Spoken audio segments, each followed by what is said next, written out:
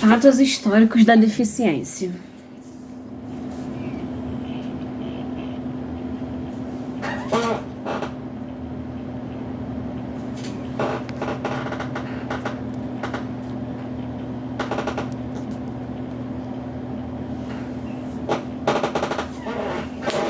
Educação histórica da deficiência. Antiguidade, Idade Média, Idade Moderna. Evolução histórica da deficiência. Antiguidade, Idade Média, Idade Moderna, Brasil contemporâneo, até a década de 50, Brasil contemporâneo no século XXI. Propósito: compreender o histórico do tratamento das pessoas com deficiência para entender do universo da inclusão e exclusão e o repensar da prática didática cotidiana em prol da inclusão.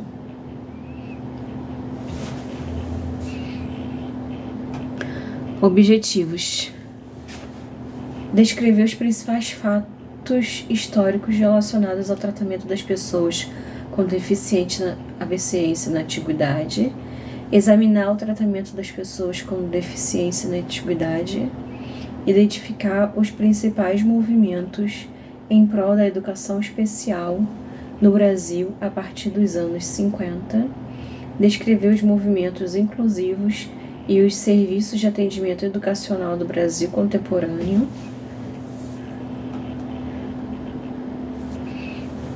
Módulo 1. Lembrança de fatos históricos sobre as pessoas com deficiência.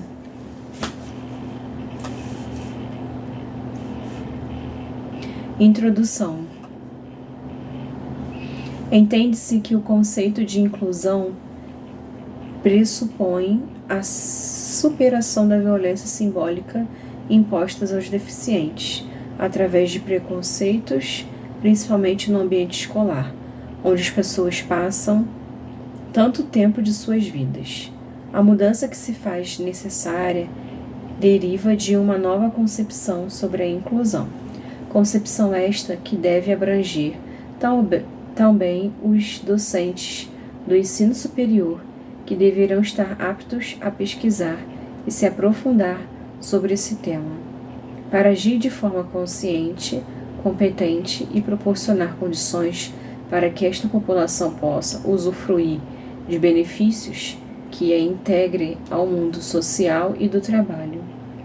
Portanto, faremos um breve percurso pela história do tratamento destinado às pessoas com deficiência, evidenciando fatos históricos, científicos, desde a antiguidade, passando pela Grécia, Roma, Idade Média, Idade Moderna, Brasil das décadas de 50 até os dias atuais.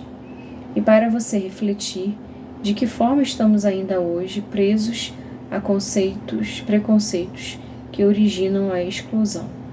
Por que isto acontece ainda em nossos dias? Após esta aula, você compreenderá a importância da militância em favor da inclusão, isto é, o que esperamos.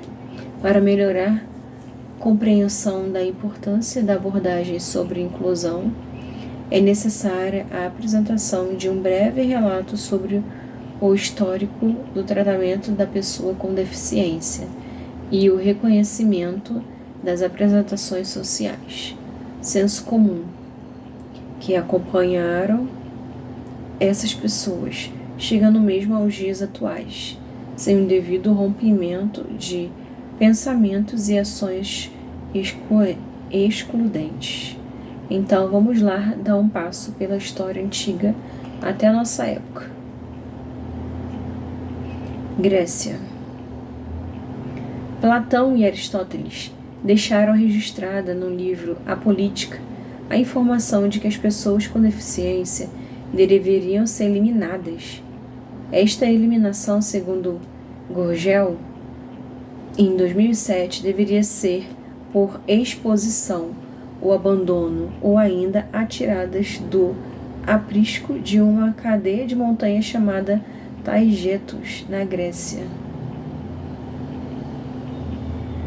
Cruzes. Ainda segundo Gurgel, relata: quanto a rejeitar ou criar os recém-nascidos,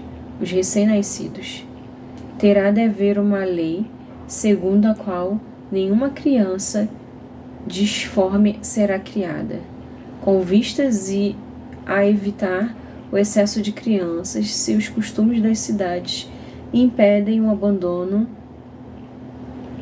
de recém-nascidos, deve haver um dispositivo legal limitando a procriação de alguém tiver um filho, contrariamente a qual dispositivo deverá ser provocado o aborto antes que comecem as sensações e a vida.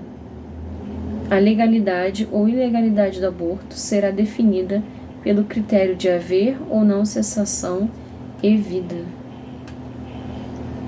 Segundo estudiosos, em Atenas, uma mulher grávida é observada até o nascimento de seu filho.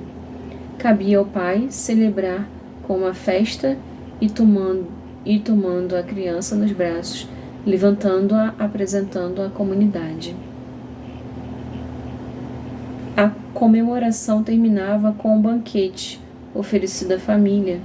Caso tal fato não acontecesse, era sinal de que o filho nascera com alguma deformidade e deveria ser sacrificado ou abandonado em um lugar distante.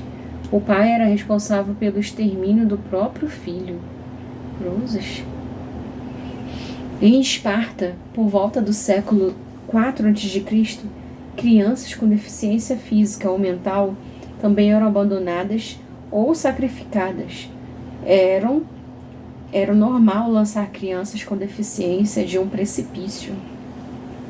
Assim, a pessoa com deficiência deveria ser banida e a sociedade legitimada estas ações como normais. Os gregos cultivavam o espírito guerreiro em seu povo e, desta forma, os nascidos necessitavam ser perfeitos, pois iriam servir como soldados na proteção de seu território.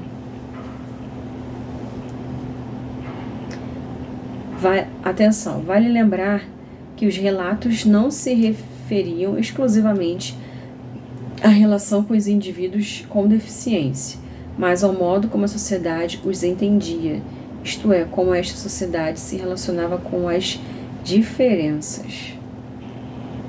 Roma Antiga. Os romanos da antiguidade, segundo Silva, em 1986, proibiam a morte intencional de crianças com menos de 3 anos de idade. Entretanto, em caso de possuir algum tipo de mutilação, eram considerados como monstruosas e deveriam morrer ao nascer, segundo as leis romanas.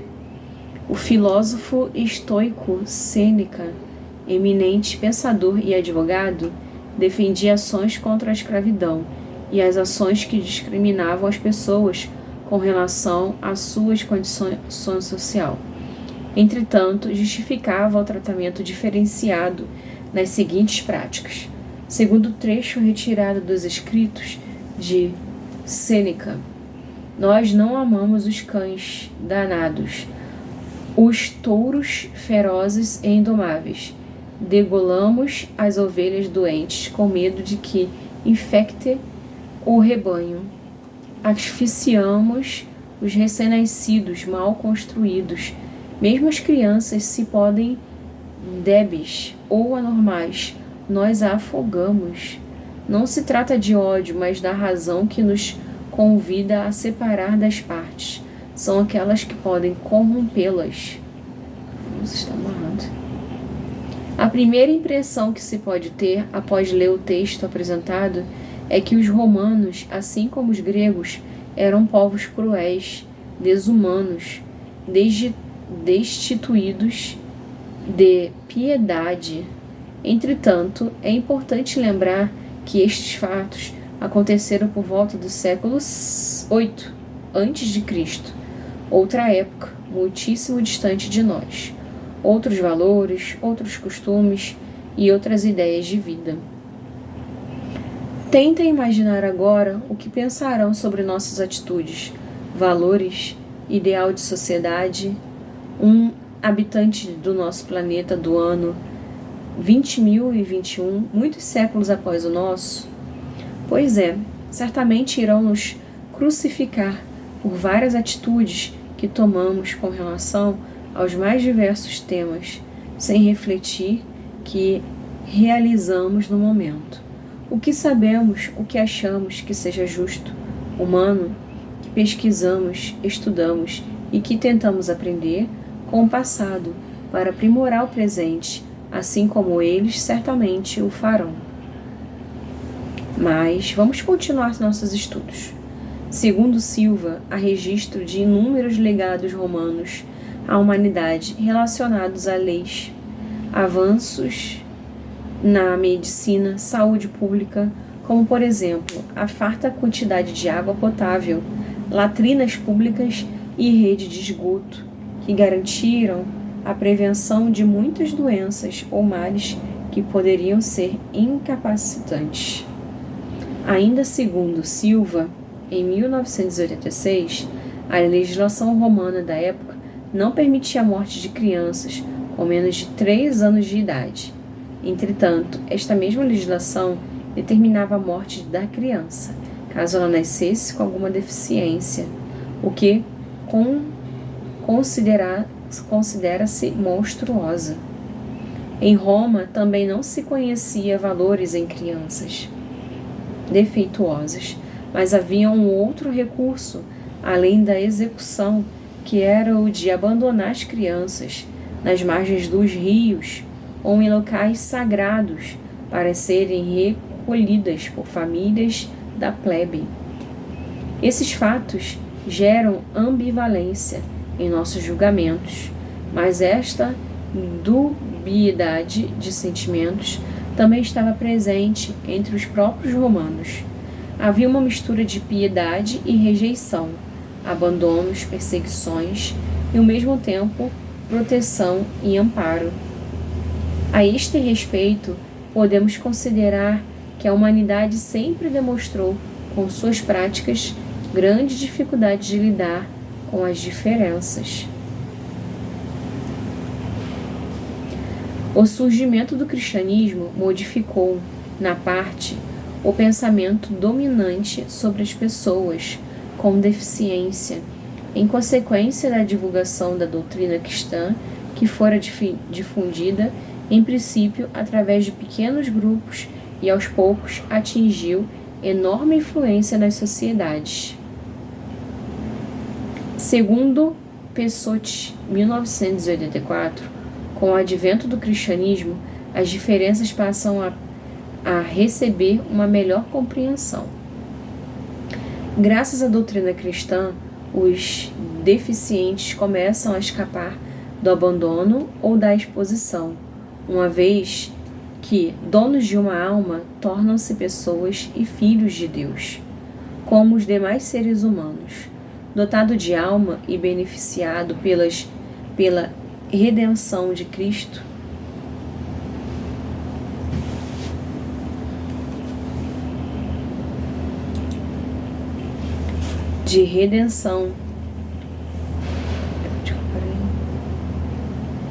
De Cristo, o deficiente mental passa a ser acolhido caritativamente em conventos ou igrejas, onde ganha a sobrevivência, possivelmente em troca de pequenos serviços à instituição ou à pessoa benemérita que o abriga. Agora, considerados como seres com alma, o que anteriormente não eram conhecidos como possuidores, e com base nos ensinamentos de Cristo e seus apóstolos, as pessoas com deficiência passam a sobreviver, porém de forma não mais digna, pois eram entendidas como possuidores de poderes especiais, feiticeiros ou bruxos, e iniciam diferente o castigo de Deus. Segundo Burgel, em 1987, as crianças que sobreviviam eram separadas de suas famílias e quase sempre ridicularizadas. A literatura da época coloca os anãs e os corcundas como focos de diversão dos mais abastados. A população ignorante encarava o nascimento de pessoas com deficiência como castigo de Deus. Os supersticiosos viam nelas poderes especiais de feiticeiros ou bruxos. A literatura da época colocava os anões e os corcundas como focos de diversão dos mais abastados. De acordo com as pesquisas históricas, os deficientes passaram a ser dotados de alma, o que anteriormente não eram conhecidos como possuidor, e encaminhados a conventos ou igrejas onde sobreviviam em troca de pequenos serviços prestados. A pregação era a marca das vidas dessas pessoas nesta época. A segregação era a marca das vidas das pessoas dessa época. Os princípios de caridade e amor pregados por Cristo foram influenciadores para a criação de hospitais destinados ao atendimento das pessoas pobres e com deficiência. Estas instituições permaneceram em crescimento e, de maneira geral, estimuladas e dirigidas pelo trabalho de freiras e bispos. Segundo os historiadores, a partir desta época, a sociedade começa a preocupar-se com as pessoas com deficiência e seus rumos. Entretanto, parece claro que estas pessoas deveriam ser afastadas do convívio social e, desta forma, criam instituições para recebê-las, tais como orfanato, hospitais, manicômios e outras instituições destinadas a afastar as pessoas. Assim demonstram o amor ao próximo, tantas vezes exaltado nos ensinamentos de Cristo, e sentem que cumpriram a missão de compaixão.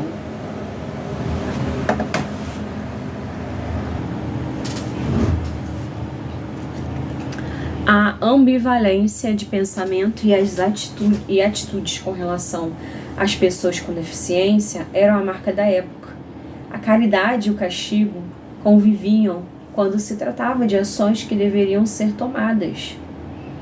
Ganharam abrigo, alimento e proteção ou prisão, porém, quando incorriam a alguma fala e julgados culpados, a sociedade entendia que o indivíduo era endemoniado e deveria ser sacrificado, exorcizado, para que se livrasse do mal. O mais incrível é que, para os membros do clero, o castigo e o exorcismo eram entendidos como salvamento da alma, uma vez que o demônio sairia do corpo. A Idade Média e o castigo de Deus. Período entre os séculos V e VII. Este foi o período de expansão urbana significativo. O aumento da população contribuiu para o surgimento de diversas doenças epidêmicas, como a peste bubônica, difteria, influenza, hanseníase, entre outras. Problemas mentais e deficiências diversas também se fizeram presentes junto às comunidades, especialmente as mais desfavorecidas. Como justificativa para esses males, a população continuava alegando que seria castigo de Deus por acreditar que estas pessoas eram fruto da maldição das bruxaria. Entendia ainda que demônios possuíam tais pessoas e, por este motivo, Deus, descontente, castigava-os. Assim, conforme relatam Pereira e Saraiva, 2009, a prática de sacrificar as crianças que nasciam com membros disformes acabou por regressar, e as poucas crianças que logravam sobreviver cresciam separadas das demais e eram ridicularizadas ou desprezadas. Esta também foi a época da construção de hospitais destinados às doenças e deficiências.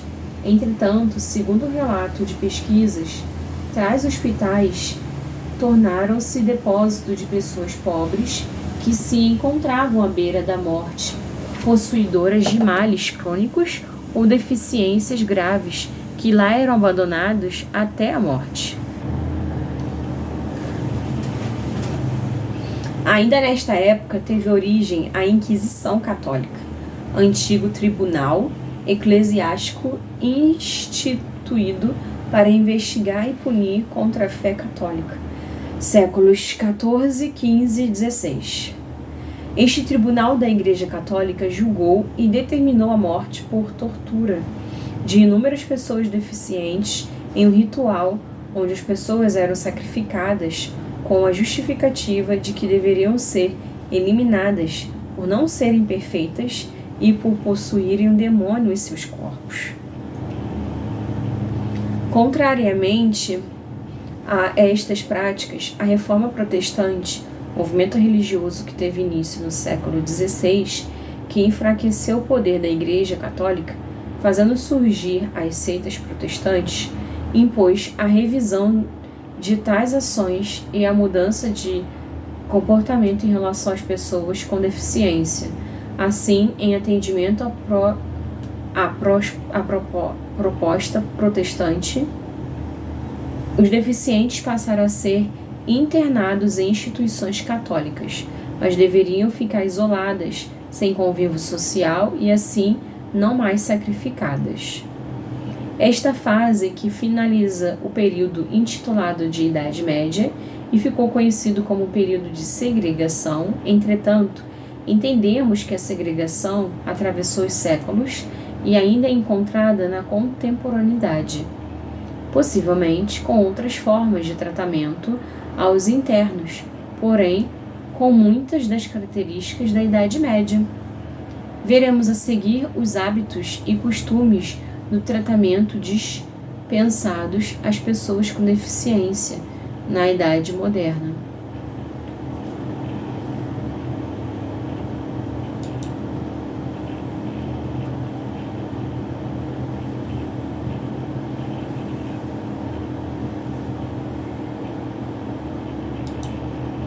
Olá, queridos e queridas.